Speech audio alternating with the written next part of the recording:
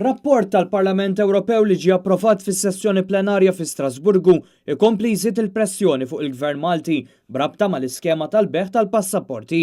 Dan hekk kif dan ir-rapport jinsisti li l-Kummissjoni Ewropea tidħol fid-dettall tal-iskema tal-beħ tal-passaporti. L-MP tal-Partit Nazzjonalista Francis Zambid-Demek li huwa membru tal-Kumitat tal-Affarijiet Kostituzzjonali u li ħadem fuq dan ir-rapport insista li l-passaport m'għandux jingħata lil min ma jkollux rabta ġenwina mal-pajjiż. U għafakkar li ilu jgħid li rapport wara liħor dwar in-nuqqas ta' trasparenza ta' din l-iskema se jpoġġu lil Malta f'dell ikraħ. Dan il-Parlament ilu sa mill-2014 jindika li ma jistax ikollok bejħ bħal dan mingħajr ma jkollok xi rabta reali mal-pajjiż li jkun qiegħed qed jagħti dak il-passaport.